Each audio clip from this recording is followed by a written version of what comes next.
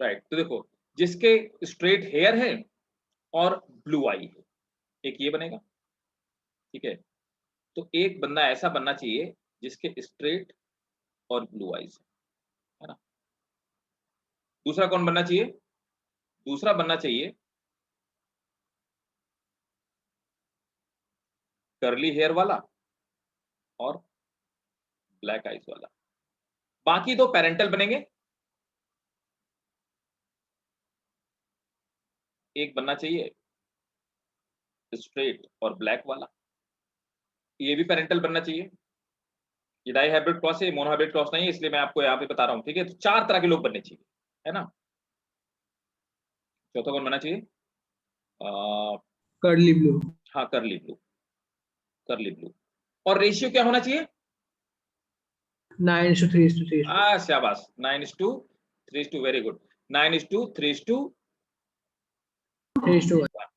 Right, ये ratio होना चाहिए, है ना। तो कुल मिलाकर के मेंडल की अगर बात की जाए तो अब क्या होगा, ये दो नए लोग बनेंगे, है ना। ये दो का, और ये दो नए कौन होंगे? ये क्या होंगे? रिकॉम्बिनेंट। तो ऐसा होना चाहिए, 2 रिकॉम्बिनेंट बनेंगे। और ये बाकी कौन है?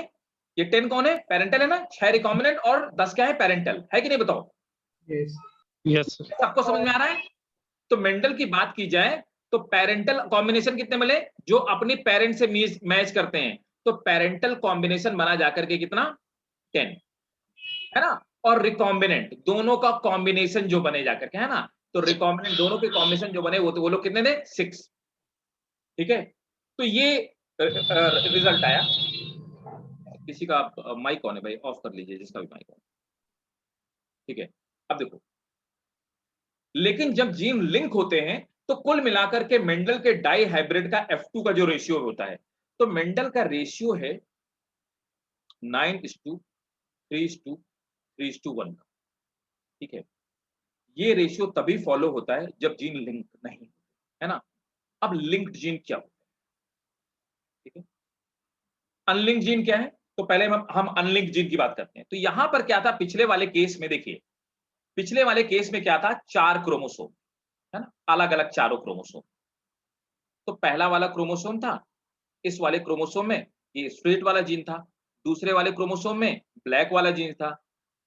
इसमें भी क्या था? एक क्रोमोसोम में कर्ली वाला, एक में ब्लू वाला जीन। तो जीन अलग अलग क्रोमोसोम में लोकेटेड है। तो ऐसे gene which are located on different chromosome. So the genes which are located on different chromosome, ऐसे जीन को हम क्या बोलेंगे? नॉन लिंक्ड जीन बोलेंगे, है ना। अब लिंक जीन कौन होते हैं? ऐसे जीन, लिंक जीन वो होते हैं ऐसे जीन जो एक ही क्रोमोसोम। तो लिंक जीन वो होते हैं जीन्स ऑन सेम क्रोमोसोम, ठीक है। Genes on same chromosome. अब जीन्स ऑन सेम क्रोमोसोम में क्या मतलब हुआ?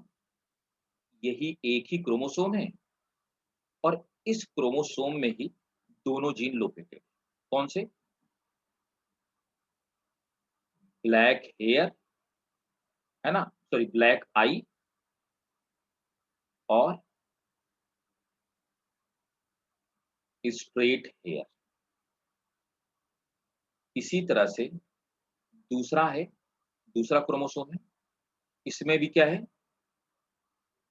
ब्लू आई और स्ट्रेट हेयर, सॉरी ब्लू आई, कर्ली नहीं होगा? करली होगा। ब्लू आई और करली, ब्लू आई और करली। अब क्या है? अगर ये दोनों जीन एक ही क्रोमोसोम में लोकेटेड होंगे तो भाई साहब कोई भी ऐसा बंदा नहीं बनेगा जो पिछले क्या बने थे, कोई भी ऐसा बंदा नहीं बनेगा जिसमें कि ब्लैक आई, है ना, और दूसरा क्या हो? Curly hair.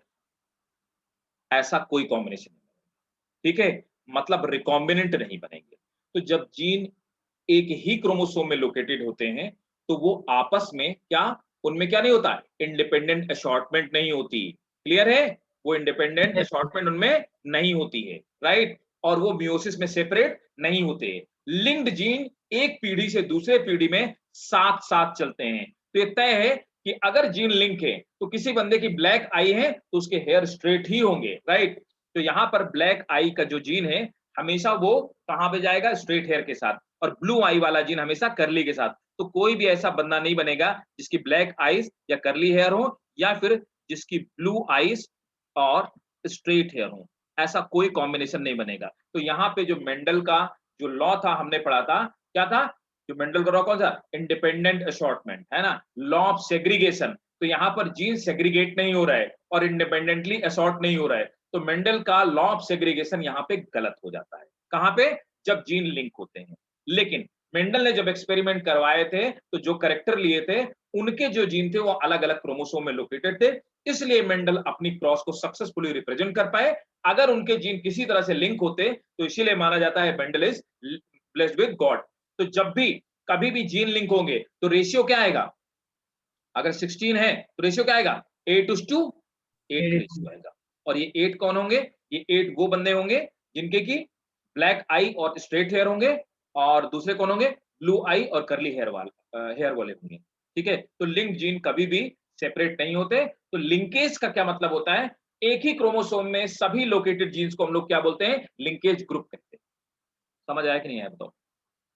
आया सर। आ सबको गया समझ, सर। पक्का? नए वाले बच्चों को थोड़ा थोड़ा समझ में आया क्या? Yes sir. अगर थोड़ा आ गया तो फिर मतलब आप आ जाएगा। Okay sir. अलीना आया क्या थोड़ा थोड़ा? Yes sir. ठीक है, ठीक है। तो लिंक जीन कभी भी सेपरेट नहीं होते, है ना, यही लिंकेज का फिनोमेना है, राइट। तो कभी भी अगर क्वेश्चन दिया होगा तो अगर 9:3:3:1, तो अब आखिर हम लोग पढ़ते हैं एनसीईआरटी में दिया लिंकेज दिया है, लेकिन लिंकेज है क्या भाई? तो हमें कैसे पढ़ना है, हमें ये पढ़ना है कि लिंकेज मेंडल के लॉ ऑफ सेग्रीगेशन का क्या है, एक्सेप्शन है। जैसे मैंने आपको बताया था कि मोनोहाइब्रिड क्रॉस मतलब लॉ ऑफ डोमिनेंस का एक्सेप्शन क्या है, ओ डोमिनेंस, इनकम्प्लीट डोमिनेंस, वो सब इसके एक्सेप्शन थे, है ना। वैसे ही क्या है, यहां पर जो लिंकेज है वो मेंडल के इस लॉ का, लॉ ऑफ इंडिपेंडेंट असॉर्टमेंट का, लॉ ऑफ सेग्रीगेशन का एक्सेप्शन। ठीक है, अब चलो, अब मैं ये बात तो मैंने आपको समझाने के लिए कही, अब मैं आपको कोई क्रॉस एक दिखा देता हूं लिंकेज का। तो लिंकेज आपको समझ में आ गया, लिंकेज ग्रुप ये पूछा जाता है, ये आपके बोर्ड के लिए भी उतना ही इक्वली इंपॉर्टेंट है, लिंकेज एंड क्रॉसिंग ओवर। अच्छा लिंकेज, अच्छा क्रॉसिंग ओवर भी अभी बताता हूँ, पहले लिंकेज समझा देता हूँ फिर क्रॉसिंग ओवर समझाता हूँ ना। लिंकेज कंप्लीट भी होती है, इनकम्प्लीट लिंकेज भी होती है। सर लिंकेज होने के रीजंस क्या होते हैं, जब लिंकेज कैरेक्टर एक वो तो जीन पे आ होगा ही जाते होगा। हैं तो क्यों? देखो चक्कर क्या है, हमारे पास क्रोमोसोम कितने हैं, 23 पेयर। Yes sir. करेक्टर बताओ हमारी आपकी बॉडी में कितने होंगे, थाउजेंड्स में होंगे कि नहीं होंगे? सर वो तो डिपेंड करेगा ना, लिंकेज अगर हुआ तो ज्यादा भी हो सकते हैं। अरे नहीं नहीं नहीं नहीं, एक बात तो, हर इंसान में, हमारे और आपके अंदर कैरेक्टर, कितने सारे कैरेक्टर होते होंगे, यस बाल सर। का कलर, स्किन का कलर, आईज का कलर, आईज का शेप, नाक का शेप, कान का शेप, हाइट, हेल्थ, और प्रोटीन बनाने वाला जीन, और लिवर का जीन, और मतलब जितने एंजाइम सब हार्मोन्स बनाने वाले कितने जीन्स होंगे, तो ये सब कैरेक्टर ही तो है। तो हमारे अंदर यस कैरेक्टर सर। तो हजारों हैं, लेकिन क्रोमोसोम कितना है, 23। तो इसका मतलब कि एक क्रोमोसोम में कितने जीन्स होंगे, एक से ज्यादा जीन होंगे कि नहीं होंगे? Yes sir. तो अब आप समझ लो, मान लेता हूं कि हमारे अंदर 10,000 कैरेक्टर हैं, तो 10,000 अपॉन 23 कर दो, तो एक क्रोमोसोम में उतने जीन होंगे, समझ गए। और एक क्रोमोसोम में जितने जीन होंगे सब क्या होंगे, आपस में लिंक, लिंकेज। है ना। Okay sir. Yes sir. तो मैंने जैसे आपको एग्जांपल दिया कि सपोज है कि मतलब मेरी दादी की आईज ब्लू थी और उनके हेयर करली थे, है ना। तो अब आप मान लीजिए कि मेरी लिनिएज, मेरे पिताजी की लिनिएज में, मेरी लिनिएज में, या मेरे बच्चे में, है ना, जिसमें भी वो जीन जाएगा, अगर वो जीन लिंक था, तो यकीन मानिए अगर किसी की आईज ब्लू है तो उसके हेयर करली 100% होगा, अगर वो जीन लिंक था। ठीक है, और वो पीढ़ी दर पीढ़ी ऐसे ही ट्रांसफर होगा, वो अलग नहीं होने वाला आसानी से। ठीक है, नॉर्मली वो अलग नहीं होने वाला, यही लिंकेज का फिनोमेना। अब रुको, मैं आपको एक लिंकेज का एक एग्जांपल, आप आपको एक क्रॉस दिखाता हूँ लिंकेज, क्रॉसिंग हो जाता है, क्रॉसिंग।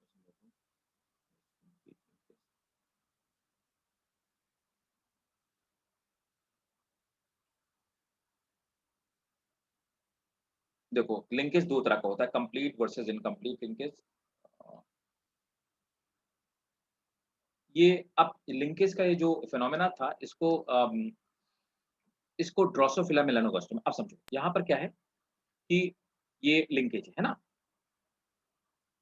दिख रहा है ना, सबको साफ दिख रहा है? Yes, sir. ये वाला Yes, देखना sir. पहले, ये वाला डायग्राम देखना, वो उधर वाला छोड़ दो, है ना, पहले ये देखो, ये कंप्लीट लिंकेज है ना। तो जब कंप्लीट लिंकेज होता है तो यहाँ पर एक इन्होंने ड्रोसोफिला लिया जिसकी बॉडी ब्लैक है और पर्पल आईज है। दूसरा वाला क्या है, उसकी बॉडी ग्रे है और कैसी है, रेड आईज है ना। तो ब्लैक बॉडी, पर्पल आईज और ग्रे बॉडी और रेड आईज, है ना। अब क्या हुआ देखो, यहाँ पर ये मेल है और ये फीमेल है, क्रॉस करवाया गया, है ना। तो अब देखिए जब क्रॉस करवाया गया तो यहाँ पर 50% वो बने जिनकी ग्रे बॉडी और रेड आईज थी, है ना। तो ग्रे बॉडी और रेड आईज, और 50% कौन बने, ब्लैक बॉडी और पर्पल आईज थी। तो यहाँ पर रेशियो क्या आना चाहिए, 9:3:3:1 का आना चाहिए, लेकिन रेशियो क्या आ रहा है, 1:1 का आ रहा है। क्यों? क्योंकि दोनों ब्लैक बॉडी के कलर वाला और पर्पल आई वाला जीन आपस में क्या है, एक दूसरे के साथ में लिंक्ड है ना। देखो आर और जी दोनों एक साथ है ना, capital R capital G, small R small G. तो आर और जी अलग अलग नहीं है, तो कहीं भी कैपिटल आर स्मॉल जी का कॉम्बिनेशन या कैपिटल जी स्मॉल आर का कॉम्बिनेशन नहीं मिलेगा। तो जब कंप्लीट लिंकेज होती है, तो जीन में जब कंप्लीट लिंकेज होती है तो 100% पैरेंटल कॉम्बिनेशन का फॉर्मेशन होता है। ठीक है, लिंकेज नोट करो पहले, है ना। अब दूसरा समझना, दूसरे में देख रहे हो ना, सेम क्रॉस है ना, लेकिन इस वाले में क्या हो जा रहा है, 47% कौन बन रहे हैं, ग्रे बॉडी और रेड आई वाले, है ना। मतलब ये वाला इधर वाला पेरेंट, ये वाला पेरेंट, है ना। बाकी 47 कौन है, ब्लैक बॉडी और पर्पल, है ना। सॉरी, ये वाला कॉम्बिनेशन, तो ये वाला पेरेंट ये हो गया 47%, ये वाला पेरेंट ये 47%, बाकी 3% रिकॉम्बिनेंट बन रहे हैं। अभी 3% रिकॉम्बिनेंट बने कैसे, तो इसको हम इनकम्प्लीट लिंकेज बोलेंगे। इनकम्प्लीट लिंकेज कब होती है, जब इनके बीच में क्रॉसिंग ओवर हो जाती है। अब क्रॉसिंग ओवर क्या, ठीक है भाई लोगों, सबको समझ में आ रहा है ना 100%? Yes, sir. Yes, ठीक sir. है, अब मैं आपको क्रॉसिंग ओवर, आप इसका स्क्रीनशॉट लो, ये वाला, और ये आप बना लेना, है ना। कंप्लीट लिंकेज, इनकम्प्लीट लिंकेज, मैं आपको लिखवाऊंगा भी, है ना, नोट कराऊंगा, आप इसको बना लेना। देखो ये लोगों को आसानी से समझ में नहीं आती, अगर आपको आसानी से समझ में आ गया तो बहुत बढ़िया बात, और नहीं समझ में आया तो मेरे को बताना, 10 बार नहीं आएगा मैं 10 बार बताऊंगा, बट जबरदस्ती में हाँ नहीं बोलना, क्योंकि लिंकेज इज नॉट इजी। और अगर आपने बाकी क्रॉस बहुत डीपली नहीं पढ़ रखे तो भी बहुत दिक्कत हो जाएगी समझने में, ठीक है। तो जिसको नहीं समझ में आया मुझे बताएगा, है ना। अब मैं इसको रिमूव कर रहा हूँ, अब मैं फिर से समझाता हूँ क्या होता है, अब समझो बात। तो मैंने आपको बताया कि आखिर ये इनकम्प्लीट, तो कंप्लीट लिंकेज तो हमको समझ में आ गई। अब आखिर ये इनकम्प्लीट लिंकेज का ये क्या चक्कर था, देखो इनकम्प्लीट लिंकेज अब क्या था, तो मैंने आपसे बताया कि यहाँ पर ये क्रोमोसोम था, तो क्रोमोसोम हमारे अंदर पेयर में पाए जाते हैं, है ना। तो यहाँ पर क्या है कि स्ट्रेट हेयर और ये ब्लैक आई, है ना, स्ट्रेट हेयर और ब्लैक आई वाला ये जीन था, है ना। ये क्रोमोसोम फादर के क्रोमोसोम है ना, पेरेंट की क्रोमोसोम है, जिसके अंदर स्पर्म का फॉर्मेशन। अब दूसरा क्या है, दूसरे में आ जाते हैं, दूसरे क्रोमोसोम ये मदर के हैं,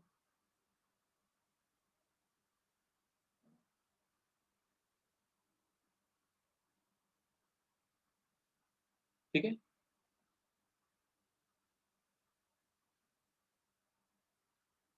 थोड़ा तो सर आपने वो ऐसे दो वाली तो एक मिनट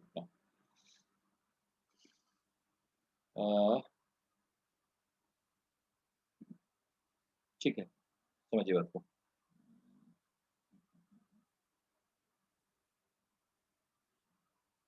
ठीक, तो दोनों जनरेशन यहाँ बनानी पड़ जाएंगी मुझे, थोड़ा सा जगह कम पड़ जाएगी, कोई नहीं।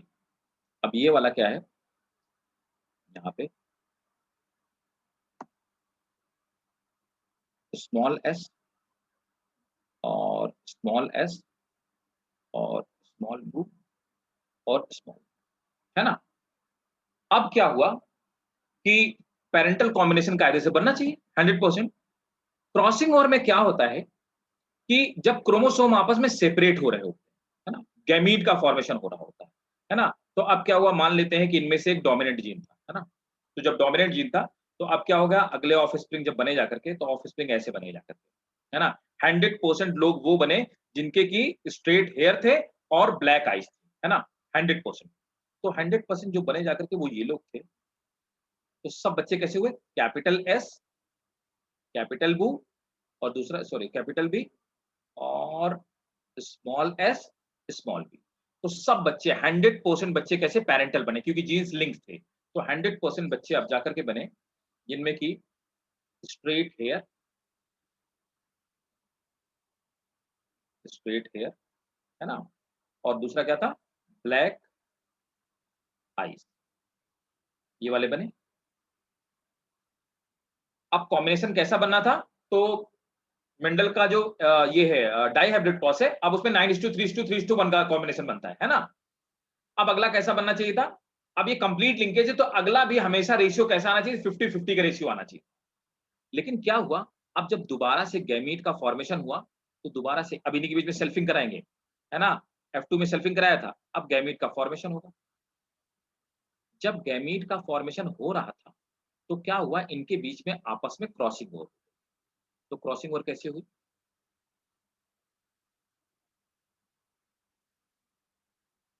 कैपिटल एस और कैपिटल बी वाला एक ही जीन, है ना, और दूसरा वाला जीन कौन था, देखते आइएगा, जहां नहीं समझ में आया वहां पे मुझे पूछिएगा। दूसरा वाला जीन कौन था, स्मॉल एस और स्मॉल बी वाला था। तो इसमें क्या हुआ, मियोसिस के टाइम पे जब क्रोमोसोम आपस में सेपरेट हो रहे थे, 11th में हमने पढ़ा था, तो वहां पर हम देखते हैं कि क्रॉसिंग ओवर हो जाती है। यहाँ पे क्रॉसिंग ओवर हो गई, तो गैमीट फॉर्मेशन के समय क्रॉसिंग ओवर हो गई, और क्रॉसिंग ओवर होने से हुआ क्या, इन्होंने आपस में आर्म्स एक्सचेंज कर लिए। जब आर्म्स एक्सचेंज कर लिए, तो क्या हुआ, कैपिटल एस ये इधर रह गया और कैपिटल बी इधर रह गया। अब हुआ रिकॉम्बिनेंट बनेंगे, तो जब रिकॉम्बिनेंट बनेंगे तो कैसे बनेंगे, कैपिटल एस और स्मॉल बी, और ये क्या हो जाए, स्मॉल एस और कैपिटल बी। इससे क्या हुआ, अब रिकॉम्बिनेंट बन जाएंगे। तो इसमें से कुछ बच्चे कैसे हो जाएंगे, जिनके के हेयर कैसे होंगे, स्ट्रेट और ब्लू, और ये कौन से बनेंगे, कर्ली और ब्लैक वाले बनेंगे। तो क्या होता है, इसे हम इनकम्प्लीट लिंकेज बोलते हैं। तो जब क्रॉसिंग ओवर नहीं होती है, तो कंप्लीट लिंकेज होती है। F2 जनरेशन का रेशियो कैसा आएगा, 50:50 का, मतलब 1:1 का आएगा, ठीक है। लेकिन जब क्रॉसिंग ओवर हो जाएगी, तो वहां पर कंप्लीट लिंकेज नहीं बनेगी, फिर वो मेंडल के रूल को फॉलो करने लगेगी। तो रिकॉम्बिनेंट का फॉर्मेशन कब होता है, जब क्रॉसिंग ओवर हो जाती है। क्रॉसिंग ओवर क्या होती है, गैमीट फॉर्मेशन के टाइम पे जो क्रोमोसोम होते हैं वो अपने आर्म्स को एक्सचेंज कर लेते हैं। This phenomena is called crossing. बताइए, अब समझ आया। Yes sir. सर तो लिंकेज या नॉन लिंकेज का F2 जनरेशन में ही पता चलेगा ना। ये तो डिपेंड करता है हर्षित, ये बताया नहीं जा सकता, मतलब हमारे पास मतलब बताया जा चुका है ह्यूमन जीन्स में कि कौन लिंक जीन है कौन नॉन लिंक जीन है। तो एक ही क्रोमोसोम में जितने भी जीन होते हैं वो मैक्सिमम लिंक जीन होते सर मतलब F1 जनरेशन में तो नहीं बता सकते ना कि ये लिंकेज हो रहा है या नहीं हो रहा हैं। बिल्कुल बता सकते हैं, ये तो हम एक क्रोमोसोम की बात कर रहे हैं ना, क्रॉसिंग और एक जगह थोड़ी ना होती है, सर 23 क्रोमोसोम भैया। हाँ, सर अगर मियोसिस होगा तो क्रॉसिंग ओवर तो होगा ही। पक्का, और मियोसिस गैमेट फॉर्मेशन पे होना ही होना चाहिए। नहीं, ये जरूरी नहीं है सब में। मान लो 23 क्रोमोसोम है, एक क्रोमोसोम में क्रॉसिंग हो गए, बाकी 22 में तो नहीं होगा ना। यस सर, बाकियों में नहीं होगा। अब सर समझ में आया क्या, अब सर यस सर। समझ आया पक्का, यस ठीक है। Aryan, Insiya, Ilma, yes sir. आया क्या, yes sir. Mariyam, yes sir, आ गया। यस सर, आ गया। अच्छा, शिरीन क्लियर है। हाँ सर। तो चलो, अब आप, ये तो मैंने आपको समझाने के लिए बताया। अब आप वो वाला क्रॉस फिर से, इस वाले क्रॉस का स्क्रीनशॉट ले लो जो मैंने आपको डायग्राम दिखाया हुआ था, है ना, और कंप्लीट इनकम्प्लीट लिंकेज अब आपको समझ में आ गया। और आपको कंप्लीट इनकम्प्लीट लिंकेज ऐसे लिख करके आना, अब मैं आपको लिखवा देता हूँ, है ना। ये वाला एक्चुअल एक्सपेरिमेंट है ड्रोसोफिला मेलानोगास्टर के साथ में, है ना। ये एक्सपेरिमेंट आपके सिलेबस का एक्सपेरिमेंट है, मैं आपको शेयर कर देता हूँ। आप इसका स्क्रीनशॉट लीजिए और नोट करो लिंकेज। ठीक है, तो देखो एक क्रोमोसोम में जीन्स की बीच की दूरी जितनी कम होगी, है ना, डिस्टेंस जितनी कम होगी, तो उतना ही क्रॉसिंग ओवर होने के चांसेस कम होंगे। क्रोमोसोम में जीन जितना ज्यादा दूरी पे लोकेटेड होंगे, क्रॉसिंग ओवर होने के चांसेस उतना ही ज्यादा होंगे, है ना। तो क्लोजली लिंक्ड जीन जो पास पास होते हैं वो जीन क्लोजली लिंक्ड जीन होते हैं। चलिए नोट कीजिए लिंकेज। सर तो ये पहले रिपीट देखें कर दीजिए एक बार। जो मैंने अभी बताया आपको, ये यस मैं सर। अभी ये मैं अभी आपको पे मतलब ड्रॉ करके बताऊंगा, इसीलिए मैं स्टेप बाय स्टेप समझाता रहा हूँ, है ना। अभी मैं ओके बताऊंगा सर। ड्रॉ करके, तब आपको समझ में आएगा। पहले आप ये दोनों चीज नोट कर लीजिए और दोनों आप ये बना लीजिएगा, ड्रॉ कर लीजिएगा, है ना। तो नोट करेंगे, पहली हेडिंग डालेंगे लिंकेज। तो linkage are of two type, linkage are of two type. First, complete linkage. The genes which are closely located in the chromosome, the genes which are closely located in the chromosomes shows complete linkage.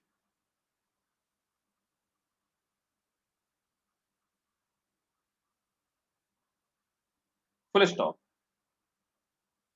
They have no chances, they have no chances of separating. They have no chances of separating by crossing over and are always transmitted together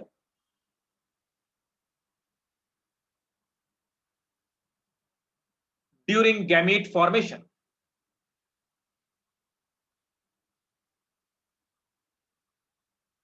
Full stop. Hence, we can say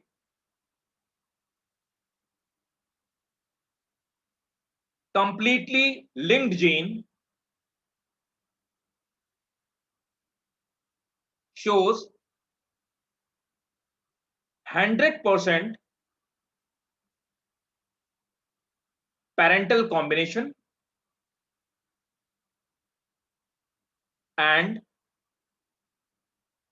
they travel together and they travel together from one generation to another. उसके बाद आप space छोड़ देंगे और ये वाला पहला वाला डायग्राम बनाएंगे, है ना। सर 100% की बात क्या बोला आपने? 100% parental combination and they travel together and they travel together from one generation to another. Sir हाँ, ये पहले वाले डायग्राम में F1 जनरेशन में पहले वाला कैपिटल आर और कैपिटल जी होगा ना? हाँ कैपिटल, हाँ ये कैपिटल आर कैपिटल जी होगा। ठीक है, next, incomplete linkage.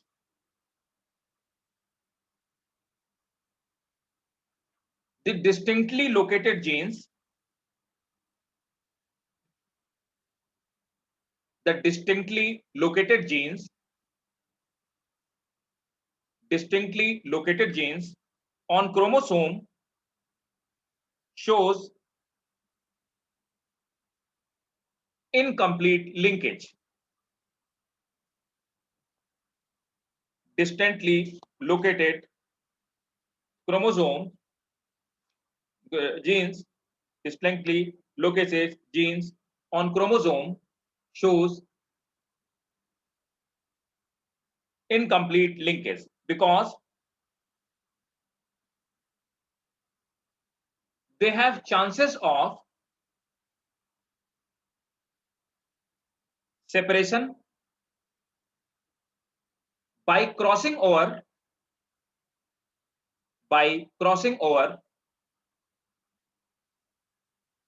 during the gamete formation.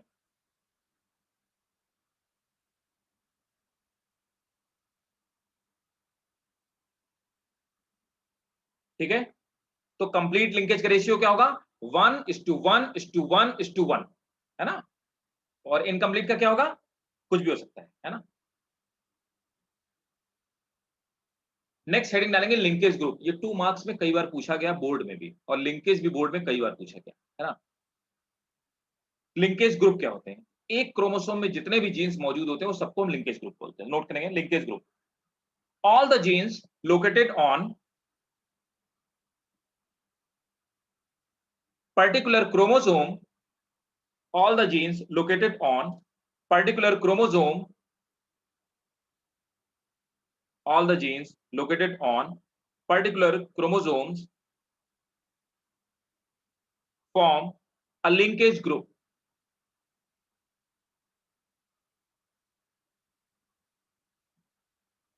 ठीक है, so next point इसी में, the number of linkage group in a species,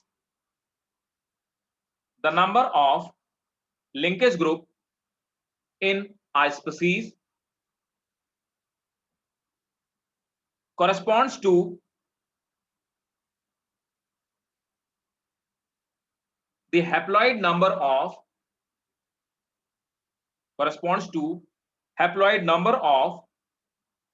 chromosome.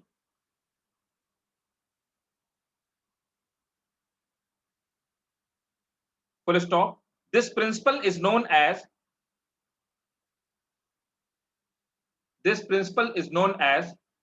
limitation of linkage group. This principle is known as limitation of linkage group. अच्छा एक बात बताओ, इसका मतलब क्या होगा, हमारे अंदर कितने क्रोमोसोम हैं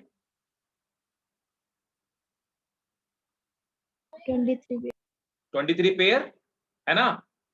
यस तो इन दोनों में तो कॉपी होगी, इसमें अगर जैसे 1 2 3 4 5, 1 2 3 4 5, है ना, यहाँ पर A B C D और E, ऐसे A B C D और E, ये तो होमोलॉगस क्रोमोसोम है, तो मतलब इसमें जितने जीन है उतने ही जीन इसमें है, ठीक है ना। तो हमारे अंदर हैप्लॉइड ग्रुप कितना है 23 है ना, तो हमारे अंदर लिंकेज ग्रुप कितने होंगे 23 लिंकेज ग्रुप होंगे, ठीक है ना। समझ आया कि नहीं आया। तो किसी भी स्पीसीज में इतना जान लो, जितने क्रोमोसोम होंगे, हैप्लॉइड नंबर ऑफ क्रोमोसोम होंगे, उतने ही क्या होगा लिंकेज ग्रुप होंगे। नोट कर लो, for example the haploid number of chromosome, for example haploid number of chromosomes are 23 in human,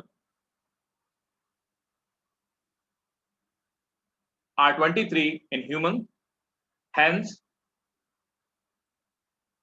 there will be 23 linkage group. अब देखो एक बात बताओ, अब मैं थोड़ी देर पहले जो आप में से पूछ रहे थे मैं आपको बता रहा हूं। सर ये समझ नहीं आया। अरे एक बात देखो ना, हमारे अंदर 23 पेयर क्रोमोसोम है, तो ये जो 23 इसी की तो कॉपी है ना, 23 है कि नहीं बताओ। यस सर, है कॉपी है, तो यस इसको सर। 2 तो काउंट नहीं करोगे ना। तो लिंकेज ग्रुप कितने होंगे, तो हमने कहा कि एक क्रोमोसोम में जितने ही जीन लोकेटेड होते हैं उनके अपन क्या बोलते हैं लिंकेज ग्रुप कहते हैं। Okay sir. तो हमारे अंदर कितने क्रोमोसोम है 23, तो लिंकेज ग्रुप कितने होंगे 23 होगी। 46 क्यों नहीं हो सकते, क्योंकि 23 की कॉपी है। Yes sir. ठीक है ना, ओके। सर आपने कुछ लिखवाया था, this principle is known as limitation of linkage group. Okay sir. मतलब लिमिटेशन ये है कि जितने हैप्लॉइड सेट होंगे उतने ही लिंकेज ग्रुप होंगे। अब देखो, मैंने थोड़ी देर पहले एक स्टेटमेंट आपसे कहा था जब मैं समझा रहा था, अभी थोड़ी देर पहले जब डायग्राम में समझा रहा था मैंने कहा था बताऊंगा। तो मैंने कहा था अगर सपोज दैट ये ए बी जीन एक दूसरे के आसपास है, ए बी, एक्स यहाँ लोकेटेड है और वाई यहाँ लोकेटेड है ना, तो यहाँ पे सबसे ज्यादा सेपरेशन के किसके चांसेस है क्रॉसिंग ओवर के टाइम पे सेपरेट होने के चांसेस किसके हैं? एक्स और सर एक्स वाई के। देखो हाँ, तो ए और एक्स, ए और वाई के आपस में सेपरेशन के चांसेस ज्यादा है कि नहीं आता है?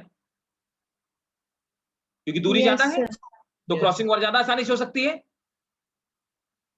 इसके कंपैरिजन में ए और एक्स जीन, ये चारों जीन आपस में लिंक जीन है, तो ए से एक्स के अलग होने के चांसेस वाई के कंपैरिजन में कम है कि नहीं कम है? Yes sir. Yes. और ए से बी के बीच में सेपरेशन के चांसेस और कम है। तो यहां Yes. पर स्ट्रॉन्ग लिंकेज किसके बीच में है? सबसे स्ट्रॉन्ग लिंकेज किसके बीच में? ए और बी के बीच में। दूसरे नंबर पर किसके बीच में? ए और एक्स के बीच में। और सबसे कम लिंकेज किसके बीच में होगा? ए और वाई के। ठीक है ना? सर ये हम विद रिस्पेक्ट टू ए ही देख रहे हैं ना? डिस्टेंस नहीं सर, मतलब हमने बी को काउंट नहीं किया, बी एक्स और बी वाई को काउंट नहीं किया, तो हम ए के रेफरेंस में देख रहे हैं ना? हाँ, ए के रेफरेंस में ले रहे हैं, फिर बी के भी रेफरेंस में भी ले सकते हैं। ये मैं एग्जांपल दे रहा हूं। तो linkage is directly proportional to the, sorry, inversely proportional to the distance between gene. कह सकता हूं क्या? तो जीन के बीच में डिस्टेंस जितनी ज्यादा होगी, लिंकेज उतना कम होगा।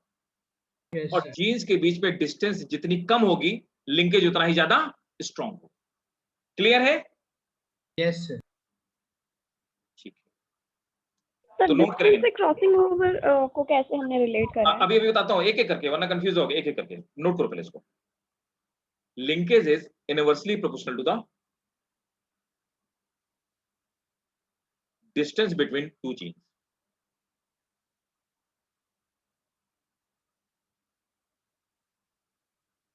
ठीक है, तो हमने क्या पढ़ा था? कंप्लीट लिंकेज कब होगी? तो ए और बी के बीच में 100% कंप्लीट लिंकेज होगी, जब हम स्टडी करेंगे। लेकिन हम ए और एक्स के बीच में अगर स्टडी करें तो क्या होगी? Incomplete linkage. क्लियर है यहां तक बात? यस। ठीक है, अब देखो, crossing over is directly proportional to the distance between gene. दो जीन्स के बीच की दूरी जितनी ज्यादा होगी, क्रॉसिंग ओवर के चांसेस उतने ही ज्यादा होंगे। अब समझ आया? Yes sir. और दो जीन के बीच की डिस्टेंस जितनी कम होगी, क्रॉसिंग ओवर के चांसेस उतने ही कम। नोट कर लो ये कॉम्बिनेशन। ये आपके नीट के लिए था, जो मैंने आपको अब बताया। रेशियो नीट के लिए, ये नीट के लिए, वो डायग्राम और डेफिनेशन आपके स्कूल के लिए। और ये दोनों ही लिहाज से बहुत इंपॉर्टेंट, लिंकेज और क्रॉसिंग। सर आपने उस इंजेक्शन का नाम क्या बताया था? ड्रोसोफिला? अच्छा, वो जिस पे एक्सपेरिमेंट किया गया उसको फ्रूट फ्लाई कहते हैं, और उसका नाम है ड्रोसोफिला मेलानोगास्टर। ये फ्रूट फ्लाई है, और इस पे एक्सपेरिमेंट किया गया था, ड्रोसोफिला मेलानोगास्टर पे एक्सपेरिमेंट किया गया था, और तब लिंकेज और क्रॉसिंग ओवर का पता। मेलानोगास्टेस। मेलानोगास्टर। Okay sir. ठीक है। सर लेकिन हमने डिस्टेंस से क्यों लिया है? डिस्टेंस से क्या होता है? अरे तुम सिंपल सी बात देखो ना, कि अभी अगर ये क्रॉसिंग ओवर कैसे होगा? ऐसे क्रॉसिंग ओवर होता है ना, ठीक है ना? यस जो सर। पास पास है उनके एक्सचेंज होने के चांसेस कम होंगे ना मियोसिस के टाइम पे, सेपरेशन के टाइम। वो पार्ट टूट के जाने के, देखो एक और डायग्राम देखो।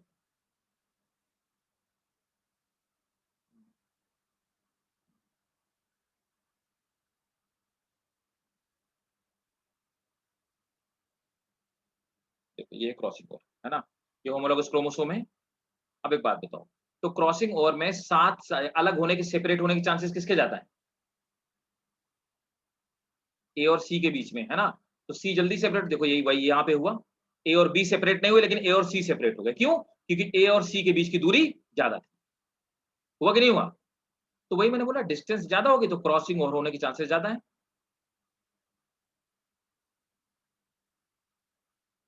क्लियर है कि नहीं क्लियर है? Yes sir. है ना? अब देखो नेक्स्ट हेडिंग डालो, क्रॉसिंग ओवर, है ना? अच्छा एक चीज और, सॉरी, जस्ट मैं वहीं पे डालो, ये बहुत इंपॉर्टेंट चीज है। The factor affecting linkage. Linkage किस किस बात पे डिपेंड करती है? The factors affecting linkage.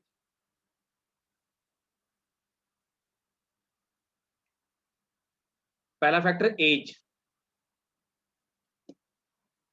with advancement of age the chances of crossing over is less. अगर ऑर्गेनिज्म की एज की बात की जा रही है, the advancement of age the chances of crossing over is less and it increases the strength of linkage. तो अगर ऑर्गेनिज्म की एज ज्यादा है तो लिंकेज ज्यादा होगी, एज कम है तो लिंकेज कम। Next, temperature.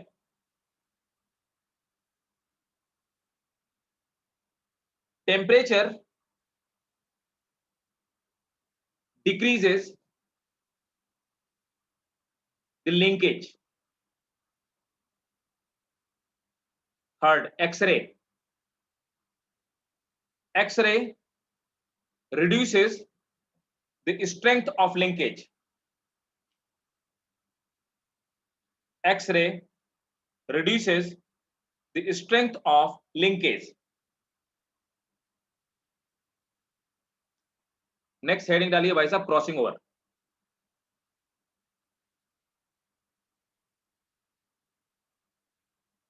इसका स्क्रीनशॉट लीजिए, ये वाला क्रॉसिंग ओवर का, और नोट कर लीजिए।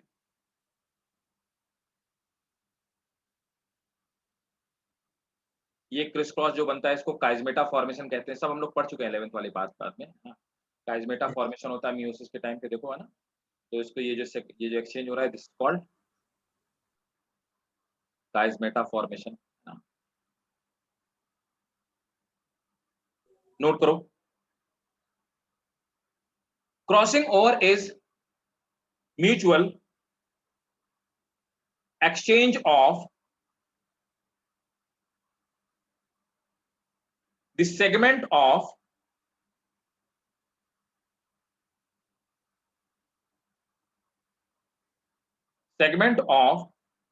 the adjacent chromosomes.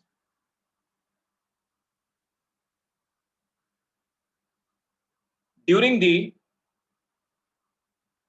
meiosis first, full stop. The chromatid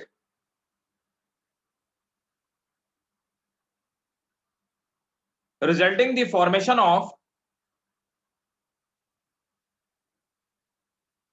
the chromatid resulting the formation from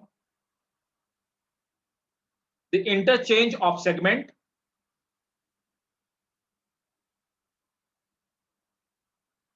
are known as crossover. The interchange of the segment are known as crossover or recombinant.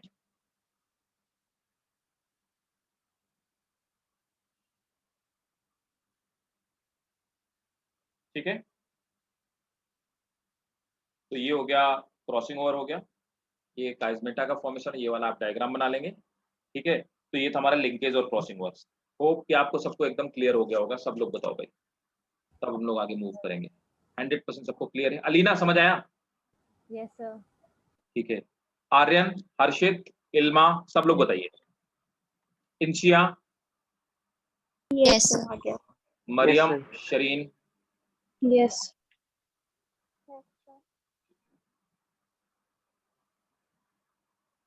चलो आगे चलते हैं। Next concept है sex determination, है ना। Easy है, इसमें कुछ नहीं है, बट आता है सेक्स डिटर्मिनेशन में से भी कुछ आता है। एक हनी बी का सेक्स डिटर्मिनेशन बहुत थोड़ा सा टफ है। और तो सेक्स डिटर्मिनेशन कैसे होता है, सिंपल है। वेट,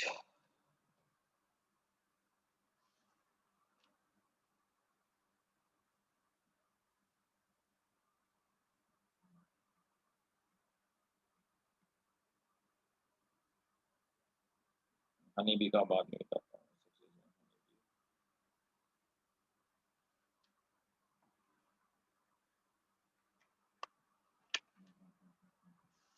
देखो सिंपल है, आप सबको पता है पहले से ना, सेक्स डिटर्मिनेशन कैसे होता है। ह्यूमन्स में हम में आप में कैसे कॉम्बिनेशन पाया जाता है। पहले मैं समझा देता हूँ बेसिक सी चीज़ें, हालाँकि आपको सबको पता होगा। तो मेल में 2 तरह के सेक्स क्रोमोसोम पाए जाते हैं, एक्स और वाई। अभी हम ह्यूमन की सिर्फ बात कर रहे हैं। और फीमेल में एक्स और एक्स पाया जाता है। तो आपको पता है कि मेल में 2 तरह के स्पर्म का फॉर्मेशन होता है। तो मेल में 2 तरह के स्पर्म्स बनते हैं, है ना? एक स्पर्म वो होगा जिसमें एक्स क्रोमोसोम होगा और दूसरा स्पर्म होगा जिसमें वाई क्रोमोसोम होगा। तो मेल में 2 तरह के स्पर्म बनते हैं, इसीलिए मेल ही वो है डिसाइडिंग फैक्टर जो डिसाइड करता है कि जो भी ऑफस्प्रिंग होगा वो मेल होगा या फीमेल होगा। लेकिन एग एक ही तरह के बनते हैं फीमेल में, और ऑब्वियसली एक ही एग बनता है एक बार में।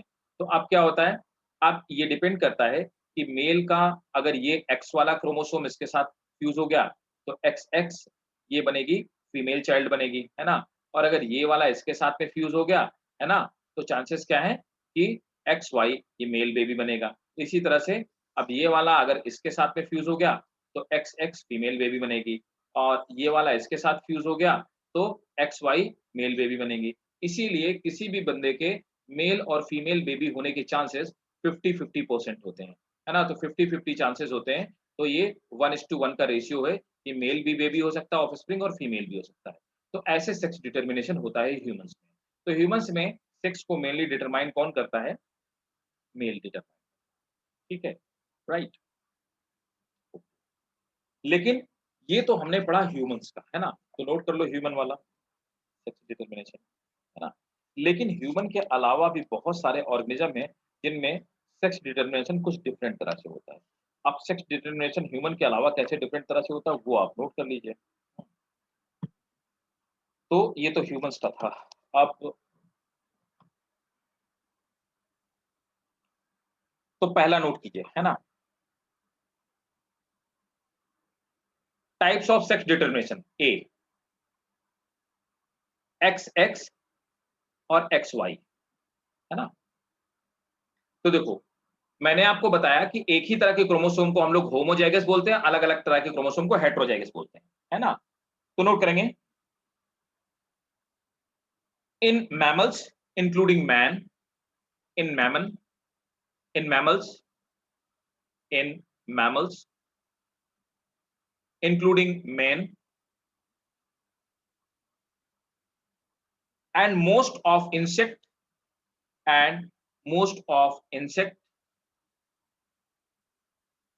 including fruit fly, मतलब ड्रोसोफिला भी, including fruit fly, including fruit fly have this type of sex determination. तो यहां पर क्या होता है, एक्स एक्स मतलब होमोजाइगस कौन होगा? होमोजाइगस होगा फीमेल।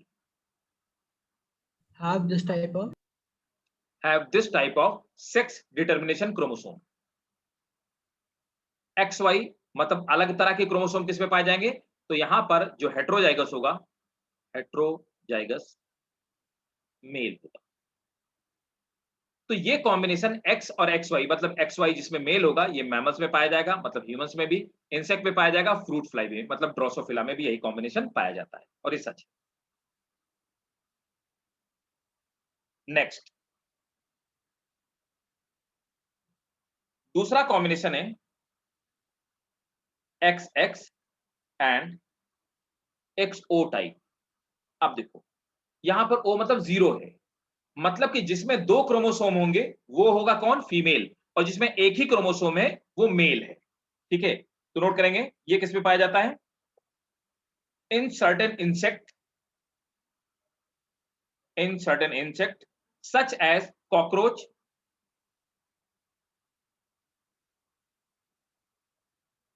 roundworm, ये पूछा जाता है, नीट में भी पूछा जाता है, किसमें कौन सा पाया जाता है? Roundworm and some insect like and some insect like butterfly and some insect like butterfly and moth have this type of combination. where Y chromosome is missing, so that Y chromosome is missing, so that male have only one chromosome and ये कौन होगी, homozygous female होगी।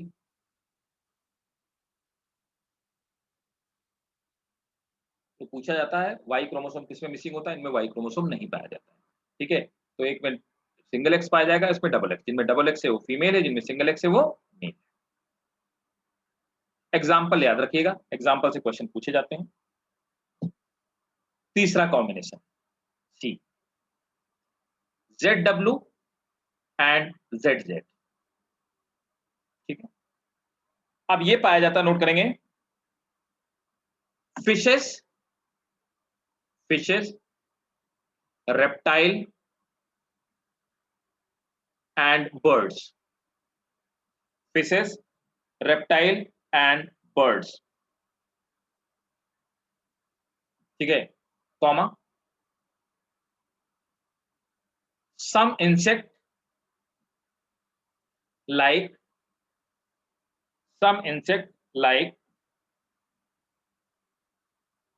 butterfly and moth।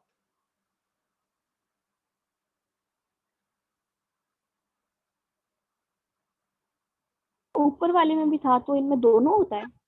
हाँ, ठीक है, वो किसी में कुछ पाया जाता है, किसी में कुछ पाया जाता है ना। नेट नोट करेंगे, द फीमेल इज, अब फीमेल कौन होगी, द फीमेल इज हेट्रोजाइगस, है ना, तो ये कौन होगी, हेट्रोजाइगस फीमेल हो गई। ठीक है, एंड मेल इज, उल्टा हो गया, होमोजाइगस। चार टाइप के पाए जाते हैं, डी, अब Z0 और ZZ, वही फिर से उल्टा वाला कॉम्बिनेशन हो गया। अब ये भी किसमें पाया जाता है, इसमें भी वही है, इन सम बटरफ्लाई एंड मॉथ। ठीक है, यहाँ पे जो Z0 है मीन्स वन क्रोमोसोम वाली, that is female with one chromosome, मतलब वन सेक्स क्रोमोसोम, और होमोजाइगस मेल होता है, होमोजाइगस। ठीक है, ये इतने तरह के कॉम्बिनेशन पाए जाते हैं। तो ये चारों टाइप याद रखना, ये बोर्ड के लिए भी उतना ही इंपॉर्टेंट है। ये तो सिंपल है, इसमें कुछ समझने वाला था नहीं खास। नेक्स्ट हेडिंग डालिए, तो सेक्स डिटरमिनेशन ह्यूमन में तो मैंने आपको बता दिया, सेक्स डिटरमिनेशन इन बटरफ्लाई, ये नोट कर लिया सबने।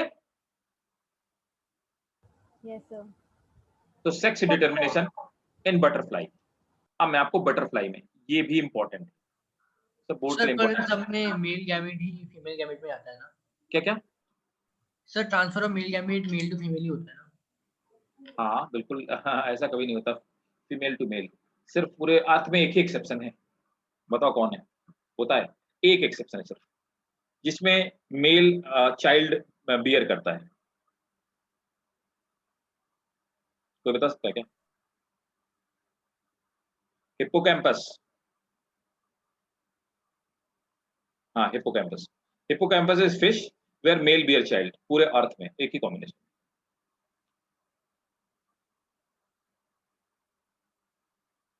तो मैं आपको सेक्स डिटरमिनेशन बता रहा था बटरफ्लाई में।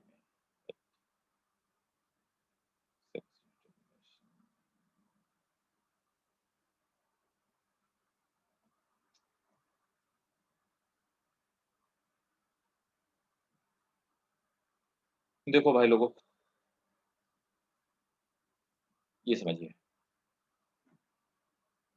क्वीन जो होती है ना, तो कुल मिलाकर के बटरफ्लाई की जब आप लोग बात करते हैं, हनी बी की, नॉट बटरफ्लाई, हनी बी, तो सेक्स डिटरमिनेशन इन हनी बी में 32 क्रोमोसोम पाए जाते हैं, है ना, तो 30 ये डिप्लॉयड होती है, तो 16 + 16 क्रोमोसोम आ जाते हैं, ठीक है, 16 + 16 क्रोमोसोम नहीं, 32 जस्ट एक मिनट होल्ड ऑन, मेल में कितने पाए जाते हैं? बटरफ्लाई दे हैव 16 क्रोमोसोम एक में पाए जाते हैं और 8 जस्ट मुझे एक बार कंफर्म करने दो, total number of chromosome in butterfly. Sir ये एक्स सही है, वाले ना? सही सही सही सही है, 32 पाए जाते हैं, है ना? सर 32, ये एक्सो वाले ना? हाँ हाँ 32, हाँ ये XXXO वाले हैं 32। तो इसमें 16 और 16 है ना, ये कॉम्बिनेशन होता है, डिप्लॉइड है 2n, तो हैप्लॉइड सेट है 16 का। अब देखो जो क्वीन होती है इसमें 32 क्रोमोसोम पाए जाते हैं, मतलब 16 + 16। अब ये एग बनाती है, तो एग में इसमें 16 क्रोमोसोम हो गए, इसमें 16 क्रोमोसोम हो गए। अब देखो क्या होता है कि यहाँ पर एक वो एग होते हैं जिनसे बिना फर्टिलाइजेशन के हैप्लॉइड मेल्स का फॉर्मेशन होता है, तो मेल यहाँ पे haploid produced by direct developing from egg, तो यहाँ से इनको ड्रोन हम लोग बोलते हैं। ये फर्टाइल होते हैं और सेक्सुअल मैच्योरिटी इनमें पाई जाती है, इनको ड्रोन बोलते हैं। और ये कौन होते, ड्रोन कौन होते हैं? ये मेल्स होते हैं। दूसरे क्या होते हैं? दूसरे होते हैं फर्टिलाइज एग, है ना? तो जो फर्टिलाइज एग होते हैं, तो जो ड्रोन होता है मतलब मेल होता है, इसमें 16 क्रोमोसोम होते हैं, तो इससे स्पर्म बना। अब diploid female are produced by sexual fertilization, तो जो फीमेल प्रोड्यूस होती है वो सेक्सुअल फर्टिलाइजेशन के थ्रू प्रोड्यूस होती है, और ये बिना फर्टिलाइजेशन के प्रोड्यूस होता है ना? तो अब यहाँ पर क्या होता है, यहाँ पे दो तरह के बनते हैं, एक बनते हैं जो वर्कर होते हैं, दूसरी क्वीन होती है। Queen fertile reaches at sexual maturity, ये फर्टाइल होती है और सेक्सुअल मैच्योरिटी पे होती है, इसका साइज बड़ा होता है।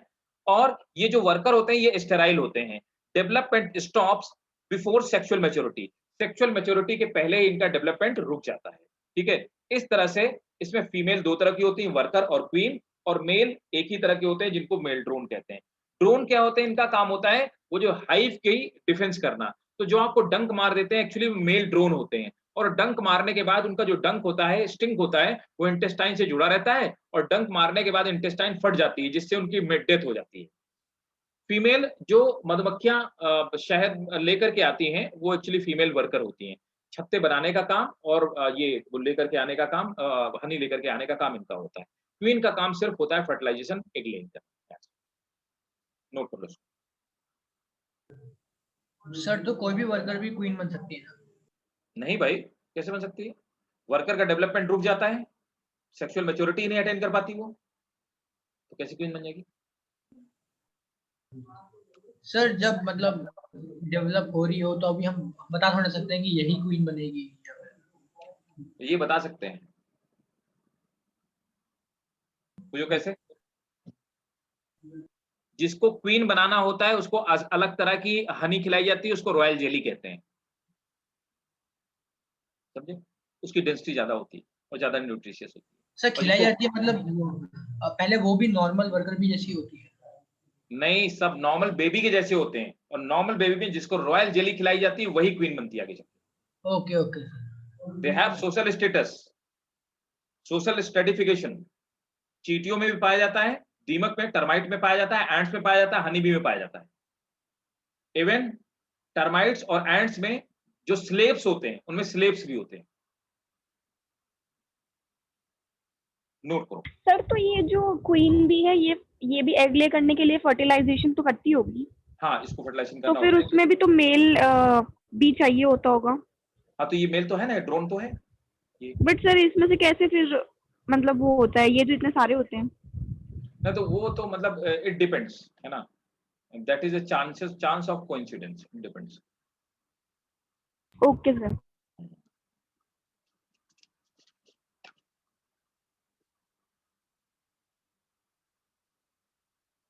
तो ये एनिमल बिहेवियर एक्चुअली होता है, मतलब हमारे सिलेबस से बहुत बाहर है ना। जो ज्यादा कॉम्पिटेंट होगा that is that will go for the reproduction, for that will go for the mating, है ना? सर तो फाइट होती है शायद, हाँ इनमें तो फाइट नहीं, होती है। इनमें भी जो ज्यादा वो हेल्दी और कॉम्पिटेंट ज्यादा होता है। फाइट स्कॉर्पियन में होती है, स्कॉर्पियन में जो मेल स्कॉर्पियन सबको मार देता है, फाइनली वो कॉपुलेशन करता है, और कॉपुलेशन करने के बाद उसकी पूरी एनर्जी रिड्यूस हो जाती है, और फीमेल कॉपुलेशन करने के बाद जो मेल कॉपुलेट करता है उसको मार देती है। स्कॉर्पियन में ऐसा होता है। So different different animals they have different different way of population. तो ये नोट कर लिया ना, है ना सबने? Sir 1 minute. सर एक मिनट। इसका स्क्रीनशॉट ले लो और इसको नोट कर लो। सब लोग को समझ में आया? किसी को कोई डाउट पूछे भाई, ये बहुत इंपॉर्टेंट है, आपके बोर्ड में पूछा जाएगा, 3 मार्क्स क्वेश्चन में आता है, बस आपको ये डायग्राम बनाना और थोड़ा थोड़ा लिख देना है ना।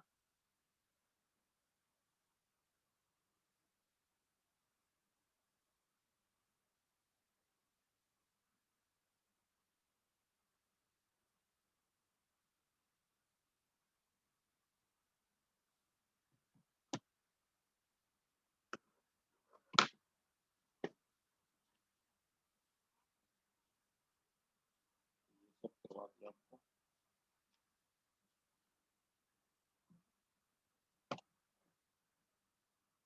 हो गया? सर बस लास्ट। कोई नहीं, कर लो कर लो।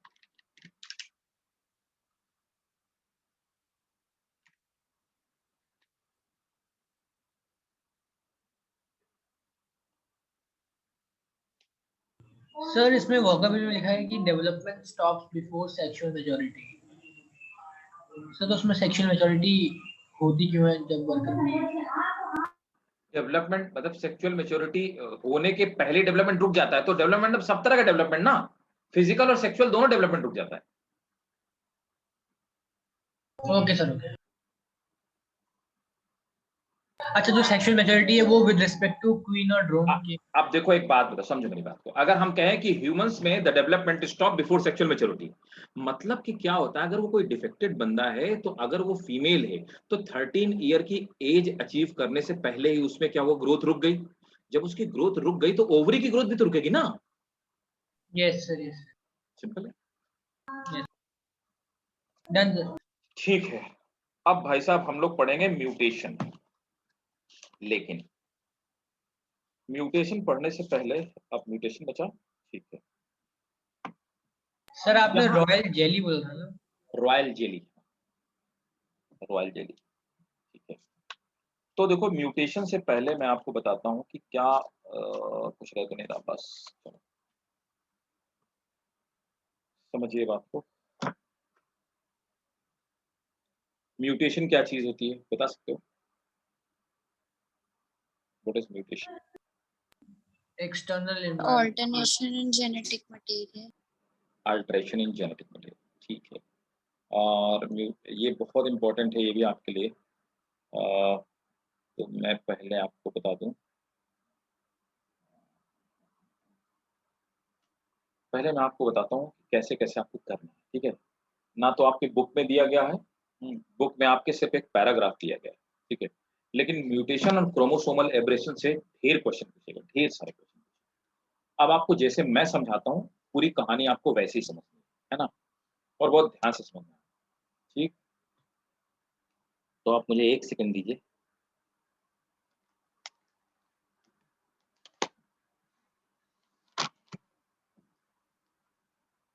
तो मैं आपको बहुत आसान तरीके से समझा रहा हूँ, और ये बहुत ही ज्यादा इम्पोर्टेंट है आपके लिए।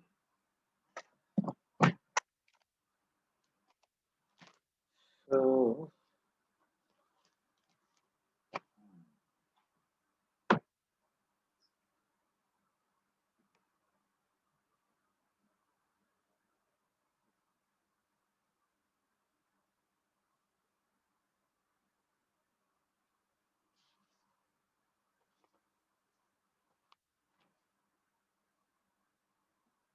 तो देखो म्यूटेशन क्या है, सिंपल है, अचानक से जीन्स में चेंज हो जाना, उसको हम लोग म्यूटेशन कहते हैं, है ना। एक्समैन देखिए अब तुम लोगों ने, एक्समैन देखिए, यस सर। बहुत बढ़िया ना। वुल्वरीन देखा होगा ना। यस तो मतलब नाम म्यूटेंट है।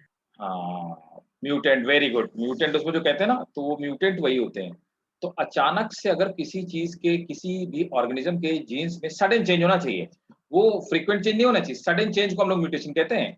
अगर वो सडन चेंज हुआ तभी हम उसको म्यूटेशन बोलेंगे, अदरवाइज इसके लिए हम म्यूटेशन टर्म नहीं यूज करेंगे, है ना। तो इसके लिए हम कुछ और टर्म यूज करेंगे। अब देखो,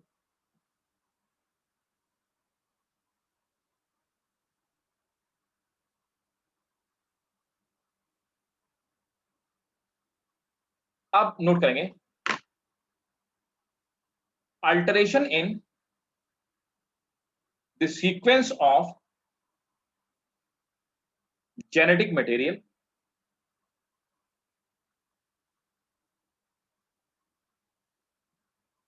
alteration in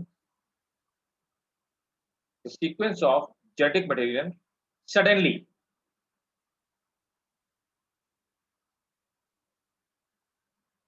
called mutation.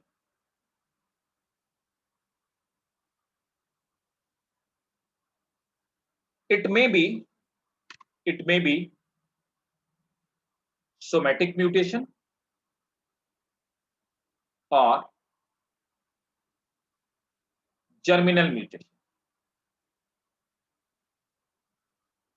It may be somatic mutation or germinal. Somatic mutation का मतलब होता है बॉडी की किसी भी सेल में म्यूटेशन हो जाना। अब वो हमारे बच्चों में नहीं जाने वाला, लेकिन अगर स्पर्म और एग, जिनको कि जर्मिनल सेल बोलते हैं, अगर इनमें म्यूटेशन हो जाए तो वो क्या होगा, अगले हमारी जनरेशन में चला जाएगा, राइट। तो नोट करेंगे, somatic mutation are not heritable. Somatic mutation are not heritable, but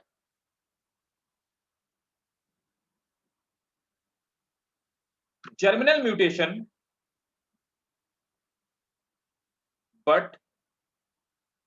mutation are heritable as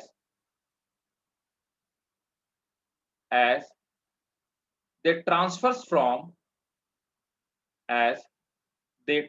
from parents to offspring।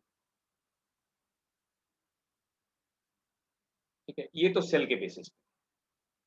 अब जेनेटिक मटेरियल के बेसिस पे तो हम म्यूटेशन को दो कैटेगरी में डिवाइड करते हैं। पहला होता है क्रोमोसोमल।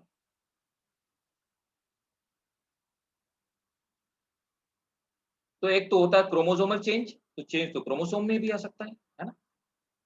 और दूसरा क्या होता है, अल्टरेशन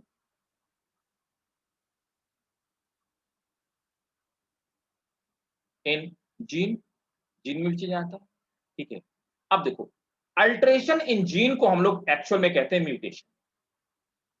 ठीक है, लेकिन यहां पर जो क्रोमोसोमल म्यूटेशन है, इसके लिए म्यूटेशन टर्म यूज करना एप्रोप्रिएट नहीं होता है। तो हम जीन म्यूटेशन को ही, जीन अल्टरेशन को ही एक्चुअली म्यूटेशन कहते हैं। क्रोमोसोम में जो चेंज होता है, चेंज इन क्रोमोसोम, इसके लिए जो एप्रोप्रिएट टर्म है, हम क्या बोलते हैं उसको, we call it chromosomal aberration।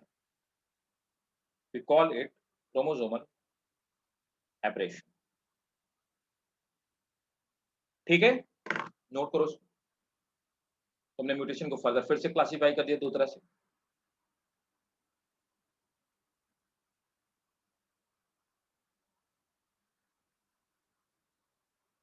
नीचे एक पॉइंट नोट करेंगे, it is not appropriate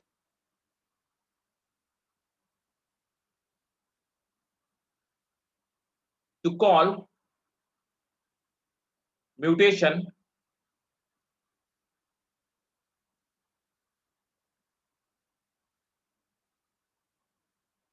during chromosomal change। It is not appropriate to call. हाँ, It is not appropriate to call. Mutation during chromosomal changes। Full stop। The correct term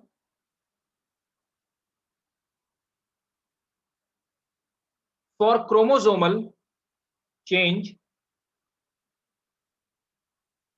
is chromosomal aberration।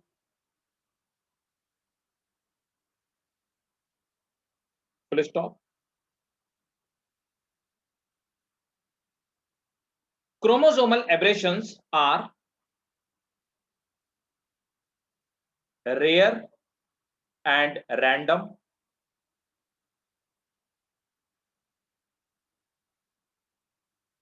Next, they are discontinuous जरूरी नहीं कि लगातार चलते रहें। They are discontinuous and inheritable.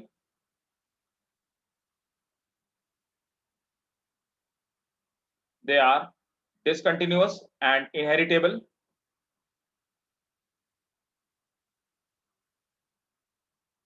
Next, they are observed by, they can be, they can be observed by microscope.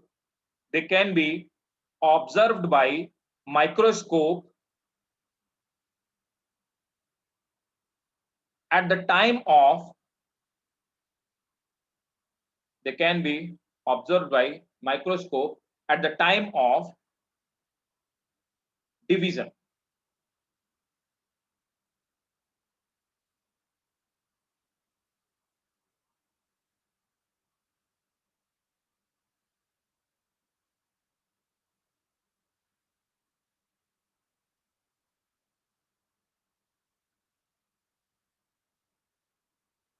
Note करेंगे।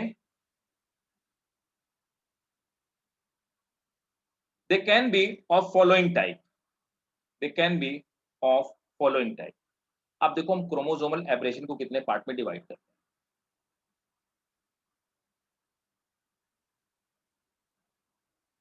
Chromosomal abrasion,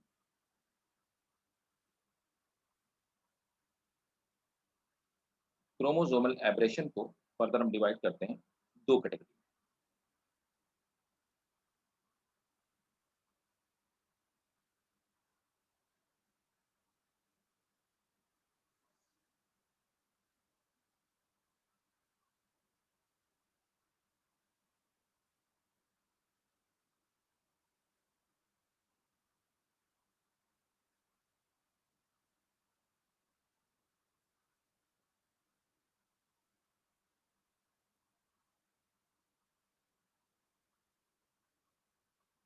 अब देखो chromosomal abrasion को हम दो पार्ट में डिवाइड करते हैं। Intra chromosomal,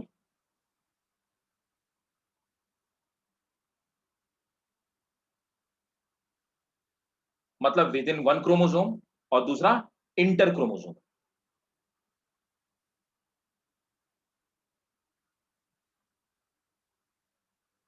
between two chromosome, है ना। तो इंट्रा क्रोमोसोमल ये एक ही क्रोमोसोम के, ठीक है ना। तो नोट करेंगे इन इंट्रा क्रोमोसोमल, ऐसे लोग करते हैं ना, ठीक है ना, इसी फॉर्मेट में। इन इंट्रा क्रोमोसोमल यहां पे नोट कर लेना, it affect only one chromosome, it affect only one chromosome, it affect only one chromosome. तो सिर्फ एक ही क्रोमोसोम को अफेक्ट करता है ना। और inter chromosomal it affect two chromosome, it affect two chromosome. तो ये दो क्रोमोसोम को अफेक्ट करता है। अब आते हैं इंट्रा क्रोमोसोम। अब इंट्रा क्रोमोसोमल ये दो तरह का,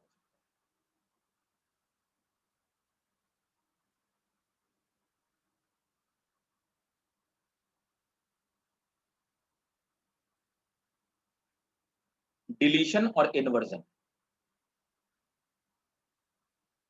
डिलीशन एंड इन्वर्जन, ठीक है। अब डिलीशन में कैसे हो सकता है समझना बात। ये एक क्रोमोसोम, अब इस क्रोमोसोम में क्या हुआ कि जीन्स थे ए बी सी और ये डी, है ना। यहां पर क्या हुआ कि क्रोमोसोम में ये जो इसका ऊपर वाला जीन्स था, है ना, ये उड़ गया, ये वाला जीन्स, ये वाला जीन्स इसका डिलीट हो गया। तो हम इसको क्या बोलेंगे, डिलीशन बोलेंगे, है ना। तो अब जो नया वाला क्रोमोसोम बनेगा, वो नया वाला क्रोमोसोम कैसा बन गया, अब नया वाला क्रोमोसोम इसका ऐसा बनेगा। तो इस वाले क्रोमोसोम की जितनी प्रॉपर्टी थी वो ऑर्गेनिज्म के खत्म हो गई ऑर्गेनिज्म से। तो बी सी और डी। तो इसका आखिरी वाला एंड, चाहे ए डिलीट होता है चाहे डी डिलीट होता है, इस तरह के डिलीशन को हम लोग बोलते हैं टर्मिनल। तो ये टर्मिनल डिलीशन हो गया। लेकिन जरूरी नहीं कि डिलीशन हमेशा टर्मिनल ही हो, ठीक है। डिलीशन एक और तरीके का हो सकता है। तो आपका जीन्स था, ये सेम वाला क्रोमोसोम, है ना। तो हमने पढ़ा कि इसमें जीन थे ए, बी, सी और डी, ये 4 जीन इसमें मौजूद थे। अब क्या हुआ इस वाले केस में, दूसरी तरह से एक और केस हो सकता है कि बीच वाला जो सी जीन था ये गायब उड़ गया। अब नया जो क्रोमोसोम बनेगा, नए वाले क्रोमोसोम में सी वाला जीन नहीं बने रहेगा। इसमें क्या है, इसमें ए भी है, बी भी है ना, और यहाँ पर डी जीन है, सी खत्म हो गया। इसको हम लोग क्या बोलेंगे, इस तरह का जो मैंने इसको बोलेंगे इंटर इंटरकैलरी, इंटरकैलरी। तो देखो डिलीशन टर्मिनल भी हो सकता है और इंटरकैलरी भी हो सकता है। क्लियर है, समझ आया कि नहीं आया भाई? आया सर। ठीक है, इसलिए मैं डायग्राम बना बना के समझा रहा हूं। इनवर्ट, तो यहां पर क्या होता है, देखो डिलीशन में क्या होता है, जीन का जेनेटिक मटेरियल का लॉस होता है, यहां पे लॉस होता है ना। इन्वर्जन में क्या होता है, समझो बात को। अब इन्वर्जन भी दोनों तरह का हो सकता है। तो इन्वर्जन का, अब मैं इसको किसी दूसरे तरह से बनाता हूं। इन्वर्जन में क्या हुआ कि एक जीन था,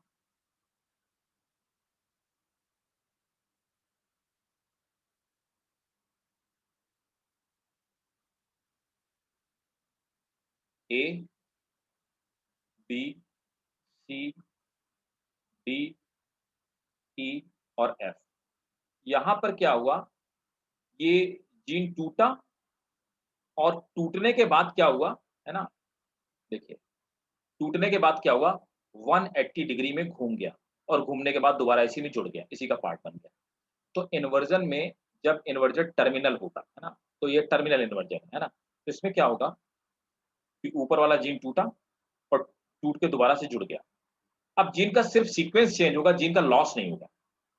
बी ऊपर पहुंच गया, ए नीचे आ गया, सी, डी, ई और एफ। तो यहां पर क्या हुआ, हमने देखा कि यहां पर ये जो टर्मिनल वाला पार्ट था, ये वाला पार्ट था, ये वाला पार्ट दोबारा से उल्टा जुड़ गया, है ना, उल्टा हो गया। इसको हम इन्वर्जन कहते हैं। तो ये इन्वर्जन कैसे हुआ, ये इन्वर्जन था टर्मिनल, तो ये टर्मिनल इन्वर्जन था। इसी तरह से इन्वर्जन दूसरी तरह का हो सकता है, उसको हम बोलते हैं इंट्राकैलरी।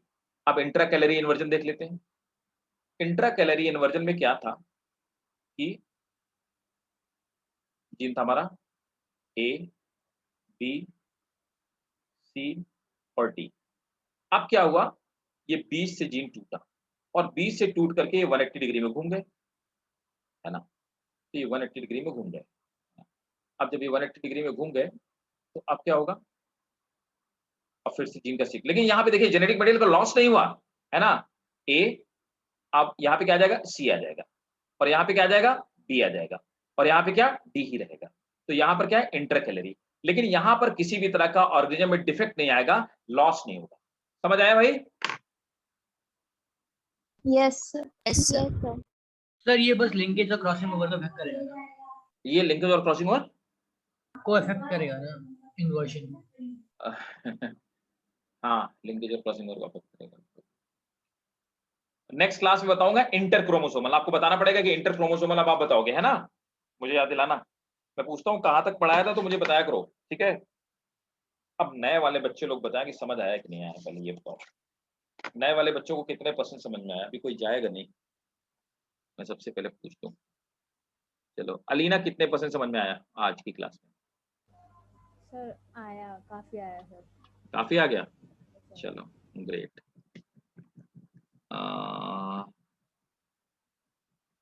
इल्मा समझ में आया? Yes sir. कितने %? 90%। अरे क्या बात है, 90% आ गया तो मतलब फिर काम हो गया पूरा। फिर मरियम कितना, कितने % समझ में आया? सर आया समझ में। मरियम तुमने मुझसे क्लास ली है क्या कभी पहले? No sir, first class. अच्छा फर्स्ट क्लास, मतलब इसके पहले 11th वगैरह में कभी ऑफलाइन वगैरह नहीं ली? No sir. अच्छा वो फिर कोई और रहा होगा, आई वाज कंफ्यूज। सो अच्छा ओके, इंसिया, इल्मा, अर्शित, आर्यन, अलीना, ठीक है, चलो ठीक है। कोई और तो पहले निकल लिया, चलो राइट। सो मिलते हैं नेक्स्ट क्लास में, इसको रिवाइज कीजिएगा, है ना। और देखो अगर आपको ये समझ में आ गया तो मतलब आपको जेनेटिक्स में कोई दिक्कत नहीं होने वाली, because this was the toughest part. Linkage के बाद से ही मामला खराब होता है, वरना इसके पहले वाला इतना ज्यादा मतलब टफ नहीं है, थोड़ा सा तो एक्सेप्शन थोड़े से टफ है ना। तो मिलते हैं नेक्स्ट क्लास में, इसके आगे कंटिन्यू करेंगे, ठीक है। है सर? सर तो वो एक्समेन वाली चीज हो सकती है सर? क्या कौन वाली? एक्समेन वाला म्यूटेशन हो सकता है सर? ना ना ना ना, वो फिक्शन है, वो साइंस फिक्शन। ऐसा अगर किया जाए, वो साइंस फिक्शन उस लेवल पे तो नहीं हो सकता, लेकिन म्यूटेशन हो सकता है। आर्टिफिशियली अगर किया जाए तो इस लेवल तक म्यूटेशन हो सकता है, लेकिन ह्यूमंस में आप एक्सपेरिमेंट नहीं कर सकते। पूरे वर्ल्ड में ह्यूमंस पे एक्सपेरिमेंट करना दैट इज क्राइम। तो आप ह्यूमंस में सर एक्सपेरिमेंट आपने हाँ बोलो बेटा,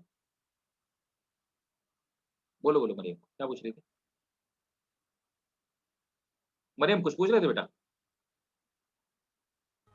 सर हाँ बोलो। सर आपने इससे पहले के सारे चैप्टर्स पढ़ा दिए हैं? हाँ सब चला करा दिए मैंने, इसके पहले के सारे चैप्टर करा दिए। Okay sir. हम्म। और दोनों इसके मतलब ये तो नया वाला बैच था, इसके आगे वाला जो बैच है ना उसमें मॉलिक्यूलर जेनेटिक खत्म होने वाला है। मतलब ये मान के चलो हर्षित, आपके बैच का भी सितंबर तक मैं सिलेबस वाइंड अप कर दूंगा बिल्कुल, है ना? सितंबर तक ही? सितंबर 15 सितंबर तक इसके आगे वाला जो बैच है ना, जो आपसे आगे वाला बैच है, 15 सितंबर को मैं वाइंड अप कर दूंगा और सितंबर एंड तक मैं उसको एक बार रिवाइज करा दूंगा। पक्का मानो। सर हमारा आपको भी करो आपका बैच वही सितंबर तक, सितंबर एंड तक ये वाला बैच हो जाएगा, क्योंकि ये थोड़ा सा करीब महीने भर बाद स्टार्ट हुआ ना, तो ये थोड़ा सा लेट होगा, उसी उतना ही डिफरेंस रहेगा डेज का। तो सिलेबस तो क्योंकि जिस स्पीड से हम चल रहे हैं सिलेबस हो जाएगा। ठीक है, तो मिलते हैं नेक्स्ट क्लास में, है ना? ठीक है, thank you sir. Thank you sir. Welcome. Next. चलो। थैंक